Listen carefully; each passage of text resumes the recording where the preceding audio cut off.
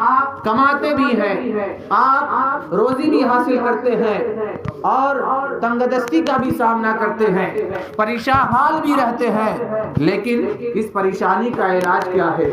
اس تنگ دستی کو دور کرنے کا علاج کیا ہے؟ تو عزیزان ملت اسلامیہ، ایک واقعے کی روشنی میں آپ کو بتا دینا چاہتا ہوں کہ آپ کمائیے، آپ روزی کی تلاش میں نکلیے، اپنا کاروبار کیجئے،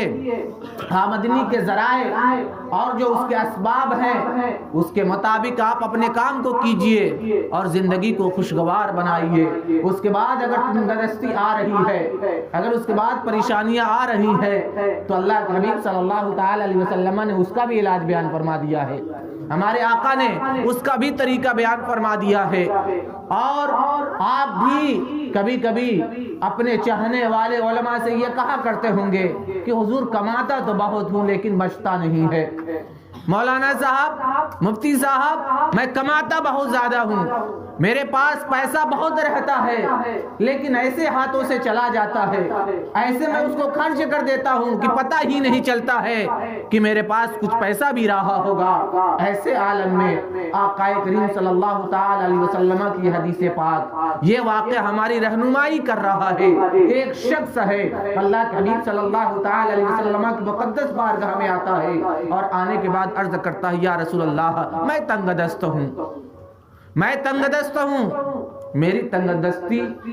دور ہونے کے لیے دعا فرمائے۔ اللہ کے حبیب صلی اللہ تعالی علیہ وسلم نے ارشاد فرمایا، کیا تمہیں وہ تسبیح یاد نہیں ہے؟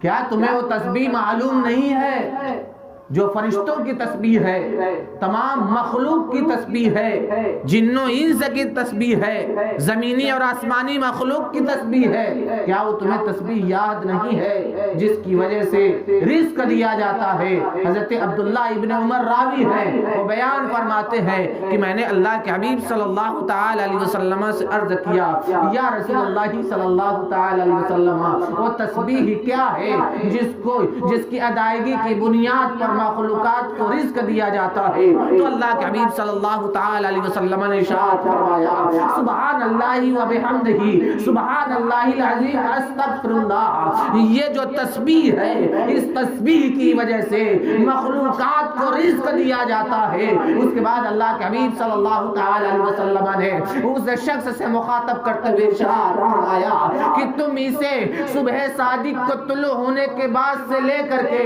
فجر کی نماز ادا کرنے سے پہلے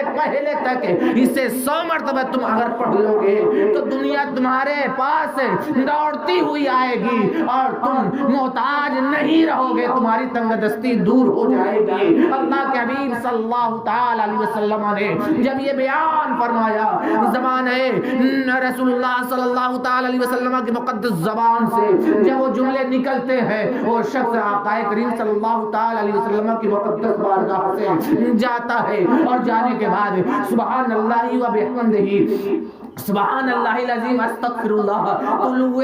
صبح صادق کے بعد سے لے کر کے فجر کی جماعت ہونے سے پہلے تک 100 مرتبہ اس گنتی کو پورا کرتا ہے اور اپنا معمول بنا لیتا ہے۔ چند دنوں کا وقفہ گزرا ہے کہ پھر آقا کریم صلی اللہ تعالی علیہ وسلم کی مقدس بارگاہ میں آتا ہے اور آنے کے بعد عرض کرتا ہے، یا رسول اللہ، آپ کے بتائے ہوئے ارشاد پر میں نے عمل کیا تو یا رسول اللہ دنیا میرے اوپر ٹوٹ کر آئی اور اتنا مال و دولت جمع ہو گیا ہے کہ یا رسول اللہ میں سوچ رہا ہوں کہ اسے کہاں اٹھا کر کے رکھو۔ ذرا اندازہ آپ لگائیں، یہ آقا کریم صلی اللہ تعالی علیہ وسلم کے ارشاد کی برکت ہے۔ سبحان اللہ و بحمدہ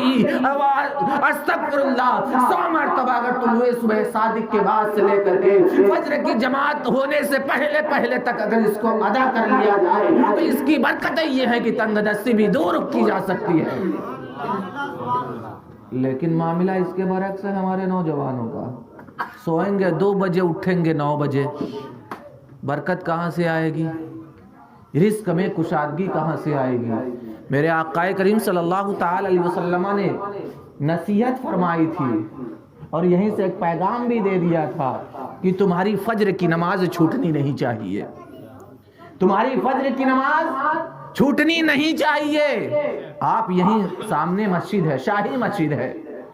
آپ خود سمجھ سکتے ہیں